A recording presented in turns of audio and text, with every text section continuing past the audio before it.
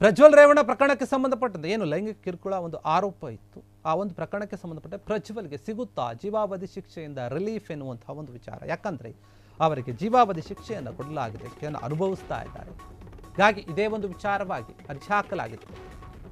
ಪ್ರಜ್ವಲ್ ರೇವಣ್ಣಗೆ ಜೀವಾವಧಿ ಶಿಕ್ಷೆಯಿಂದ ಸ್ವಲ್ಪ ಏನಾದರೂ ರಿಲೀಫ್ ಸಿಗುತ್ತಾ ಎನ್ನುವಂತಹ ಪ್ರಶ್ನೆ. ಹಾಸನದ ಮಾಜಿ ಸಂಸದ ಆಗಿರುವಂತಹ ಪ್ರಜ್ವಲ್ ರೇವಣ್ಣ ಜೈಲಿನಲ್ಲಿದ್ದಾರೆ. ಜೀವಾವಧಿ ಜೈಲು ಶಿಕ್ಷೆಯನ್ನ ಪ್ರಶ್ನಿಸಿ ಮೇಲ್ಮನವಿಯನ್ನ ಸಲ್ಲಿಸಿದ್ರು ಪ್ರಜ್ವಲ್ ರೇವಣ್ಣ. ಹೈಕೋರ್ಟ್ ಈ ಅರ್ಜಿಯ ಒಂದು ವಿಚಾರಣೆಯನ್ನ ಕೈಗೆತ್ತಿಕೊಂಡಿತ್ತು. ಹೀಗಾಗಿ ಹಾಸನದ ಹೊಳೆ ನರಸೀಪುರದ ಮನೆಗೆಲಸದ ಮಹಿಳೆಯ ಮೇಲೆ ಅತ್ಯಾಚಾರ ಮಾಡಿದಂತಹ ಒಂದು ಕೇಸ್ಗೆ ಸಂಬಂಧಪಟ್ಟಂತೆ ಪ್ರಜ್ವಲ್ ರೇವಣ್ಣ ಪರವಾಗಿ ಹಿರಿಯ ವಕೀಲ ಸಿದ್ಧಾರ್ಥ ಏನಿದ್ದಾರೆ ಅವರು ವಾದವನ್ನ ಮಾಡ್ತಾರೆ. ನ್ಯಾಯಮೂರ್ತಿಗಳಂತಹ KS ಮುದುಗಲ್ ಮತ್ತು ನ್ಯಾಯಮೂರ್ತಿ ವೆಂಕಟೇಶ್ ಏನಿದ್ದಾರೆ ಅವರ ಒಂದು ಪೀಠ ಇದರ ಬಗ್ಗೆ ವಿಚಾರಣೆ ನಡೆಸುತ್ತೆ. ಗನ್ನಿಗಡ ಫಾರ್ಮ್ ಹೌಸ್ ಪ್ರಕಾಶ್ ಅವರ ಒಂದು ಹೆಸರಿನಲ್ಲಿತ್ತು. ಅವರ ಹೇಳಿಕೆಯನ್ನ ತನಿಖಾಧಿಕಾರಿ ಸಂಗ್ರಹಿಸಿಲ್ಲ ಅಂತ ಹೇಳಿ ಆಕ್ಷೇಪ ಪಡಿಸಿದ್ದಾರೆ. ಈ ಒಂದು ವಿಚಾರವಾಗಿ ತಹಶೀಲ್ದಾರ್ ಸೇರಿದಂತೆ ಕಂದಾಯ ಇಲಾಖೆ ಒಂದು ಅಧಿಕಾರಿಗಳ ಹೇಳಿಕೆಯನ್ನು ಕೂಡ ದಾಖಲಿಸಿಕೊಳ್ಳಲಾಗಿಲ್ಲ ಅಂತ ಹೇಳಲಾಗ್ತಾ ಇದೆ. ಆಕೆ ಧರಿಸಿದ್ದಂತಹ ಒಂದು ಸೀರೆ ಜಪ್ತಿ ಮಾಡಿಲ್ಲ ಹೇಳ್ತಾ ಇದ್ದಾರೆ ಕ್ವಶನ್ಗಳನ್ನ. ಕೃತ್ಯ ನಡೆಸಿದ ಒಂದು 2 ಸ್ಥಳಗಳಲ್ಲಿ ಸಂಬಂಧಿಕರ ಹೇಳಿಕೆಯನ್ನು ಕೂಡ ದಾಖಲಿಸಬೇಕಿತ್ತು, ದಾಖಲಿಸಿಲ್ಲ. ಆದರೆ ಅದನ್ನು ದಾಖಲಿಸಲಾಗಿಲ್ಲ. ಹೀಗಾಗಿ ಇಲ್ಲಿ ಗಂಭೀರವಾದಂತಹ ವಿಚಾರಗಳಿವೆ, ಅದರ ಬಗ್ಗೆ ವಿಚಾರಿಸಬೇಕು. ಈ ಪ್ರಕರಣದಲ್ಲಿ ಸತೀಶ್ ಬಾಬಣ್ಣ ಅವರ ಒಂದು ಸಾಕ್ಷಿ ಕೂಡ ಇಲ್ಲ. ಏನೇನಾಗಿದೆ ಈ ಒಂದು ವಿಚಾರದಲ್ಲಿ, ಯಾರ್ಯಾರ ಸಾಕ್ಷಿಗಳನ್ನು ತೆಗೆದುಕೊಳ್ಳಬೇಕಿತ್ತು, ಯಾರ್ಯಾರ ಸಾಕ್ಷಿಗಳನ್ನು ತೆಗೆದುಕೊಳ್ಳಿಲ್ಲ, ಏನೇನು ಒಂದು ವಸ್ತುಗಳನ್ನು ವಶಪಡಿಸ್ಕೋಬೇಕಿತ್ತು, ಏನೋ ಒಂದು ಪ್ರಕ್ರಿಯೆ ಆಗಬೇಕಂತ ಅದು ಸರಿಯಾದ ರೀತಿಯಲ್ಲಿ ಆಗಿಲ್ಲ ಅಂತ ಪ್ರಶ್ನೆ ಮಾಡ್ತಾ ಇದ್ದಾರೆ. ಹಾಸನದ ಮಾಜಿ ಸಂಸದ ಆಗಿರುವಂತಹ ಪ್ರಜ್ವಲ್ ರೇವಣ್ಣ ಪ್ರಕರಣಕ್ಕೆ ಸಂಬಂಧಪಟ್ಟಂತೆ, ಅತ್ಯಾಚಾರ ಕೇಸ್ಗೆ ಸಂಬಂಧಪಟ್ಟಂತೆ ಈ ಒಂದು ಮನವಿಯನ್ನು ಸಲ್ಲಿಸಿದ್ರು. ಮೇಲ್ಮನವಿಯನ್ನು ಜೀವಾವಧಿ ಶಿಕ್ಷೆಯನ್ನು ಪ್ರಶ್ನಿಸಿ ಹೈಕೋರ್ಟ್ ಈ ಒಂದು ವಿಚಾರಣೆಯನ್ನು ಕೂಡ ಕೈಗೆತ್ತಿಕೊಂಡಿತ್ತು, ವಿಚಾರಣೆ ಮಾಡೋಕೆ ನಿರ್ಧಾರ ಮಾಡಿತ್ತು. ಹೀಗಾಗಿ ಹಾಸನದ ಹೊಳೆ ನರಸೀಪುರದ ಒಂದು ಮನೆಗೆಲಸದ ಮಹಿಳೆ ಏನಿದ್ದಾರೆ ಅವರ ಮೇಲೆ ಅತ್ಯಾಚಾರ ಮಾಡಿದ್ದಾರೆ ಎನ್ನುವಂಥ ಆರೋಪ ಕೇಳಿ ಬಂತು. ಅದೇ ವಿಚಾರವಾಗಿ ಶಿಕ್ಷೆ ಕೂಡ ಕೊಟ್ಟಿತ್ತು. ಪ್ರಜ್ವಲ್ ರೇವಣ್ಣ ಪರವಾಗಿ ಹಿರಿಯ ವಕೀಲ ಸಿದ್ಧಾರ್ಥ ವಾದವನ್ನು ಮಂಡಿಸಲಿದ್ದಾರೆ. ನ್ಯಾಯಮೂರ್ತಿ ಆಗಿರುವಂತಹ KS ಮುದುಗಲ್ ಮತ್ತು ನ್ಯಾಯಮೂರ್ತಿ T ವೆಂಕಟೇಶ್ ನಾಯಕ್ ಏನಿದ್ದಾರೆ ಅವರ ಒಂದು ಪೀಠ ಇದನ್ನು ವಿಚಾರಣೆ ನಡೆಸುತ್ತೆ. ಗನ್ನಿಗಡ ಫಾರ್ಮ್ ಹೌಸ್ ಪ್ರಕಾಶ್ ಏನಿದ್ದಾರೆ ಅವರ ಒಂದು ಹೆಸರಿನಲ್ಲಿತ್ತದು ಹೇಳ್ತಾ ಇದ್ದಾರೆ.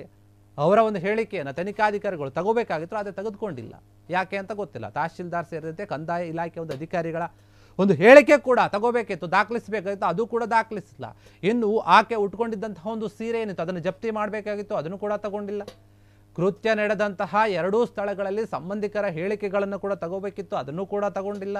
ಆದರೆ ಅದನ್ನು ದಾಖಲಿಸಲಾಗಿಲ್ಲ ಯಾವುದನ್ನು ಕೂಡ. ಹೀಗಾಗಿ ಈ ಒಂದು ವಿಚಾರದಲ್ಲಿ ಕೆಲವೊಂದು ವಿಚಾರಗಳು ಅನುಮಾನಗಳಿದೆ, ಕೆಲವೊಂದು ಗಂಭೀರ ವಿಚಾರಗಳಿವೆ.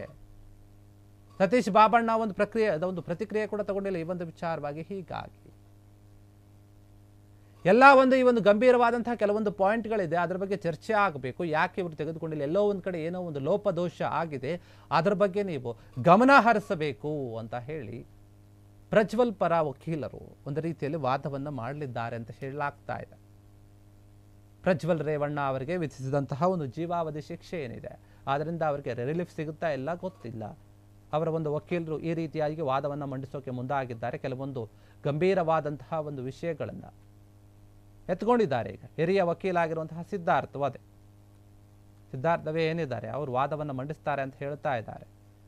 ಇದೇ ಒಂದು ವಿಚಾರವಾಗಿ ನ್ಯಾಯಮೂರ್ತಿ ಆಗಿರುವಂತಹ KS ಮುದುಗಲ ಮತ್ತು ನ್ಯಾಯಮೂರ್ತಿ T ವೆಂಕಟೇಶ್ ನಾಯಕ್ ಏನಿದ್ದಾರೆ ಅವರ ಒಂದು ಪೀಠ ಇದರ ಬಗ್ಗೆ ವಿಚಾರಣೆ ನಡೆಸುತ್ತೆ.